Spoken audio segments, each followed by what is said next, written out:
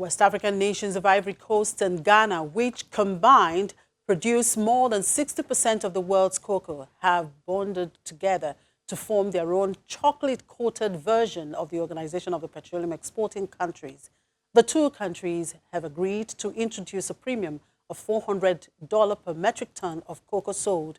And what will this mean for global cocoa markets? Let's talk to Tobiloba Ogunbolu, one of the research analysts with Financial Derivatives Company. She joins us from our NSC studio there. Good afternoon, Toby. Thank you for joining us. Well, the two-nation cocoa cartel has agreed to introduce a premium of $400 per metric ton on cocoa sold. This is expected to translate into an increase of 5 cents per chocolate bar. Is this price increase likely to slash the demand for chocolates and reduce the revenue of cocoa-producing countries in any way? So mainly there are 8 countries that basically produce cocoa in the world.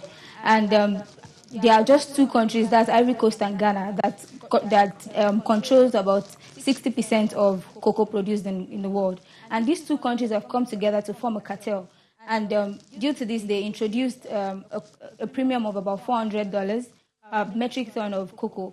And they said that this is meant to help cocoa farmers to improve their income and also to help protect them from price volatility. So the 2 countries might achieve their aim of increasing the price of cocoa in the medium term. But in the long term, we might see that there might be a fall in the demand of this commodity. And this might also eventually lead to a decline in the price. Also looking at the supply part, we've seen that the increase in the premium, the premium of $400 might lead to an increase in production from farmers, because farmers will definitely have enough money to produce.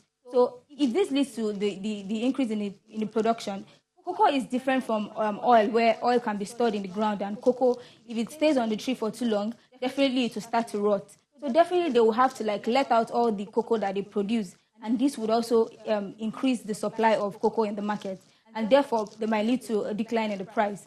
So this similar dynamics happen in the oil market when the price of oil increased to about $100 per barrel. And by the time, after a few months, we saw that there was the U.S. oil shale revolution, and this led to the fall in the price of oil. So definitely we might see that in the interim, prices might start to increase, but later on we'll see the demand to depress, and definitely it would affect the price of the commodity. Now, we have seen the price of cocoa, of course, fall by 5.52% to about $2,533 per metric tons from the peak of $2,681 per metric ton in 2019. That's in spite of the OPEC intervention. What can the cartel do now to maintain its price leadership? Well, for now, we've seen that the price of cocoa declined, and that's due to the fact that there has been improved production potential in West Africa, and that's basically in Ivory Coast and Ghana. But the thing now is that due to this, we've seen that prices have been declining, and we might see that the cartel, it was due to one of this that the cartel decided to bring up the premium of $400. But for now, I believe that the cartel should adopt a wait-and-see approach, should wait and see what the market will do in the coming months. So the premium is meant to take effect in October 2020. And there are news that there are some companies that started buying the futures of cocoa and are already paying for the $400 premium. So when this materializes, as we move close to the particular month, to October, we would see prices start to pick up. The cocoa value chain shows that the end users enjoy a greater percentage of the revenue than the primary producers. What can countries like Nigeria, Cameroon, and Ghana do to extract maximum revenue from this value chain?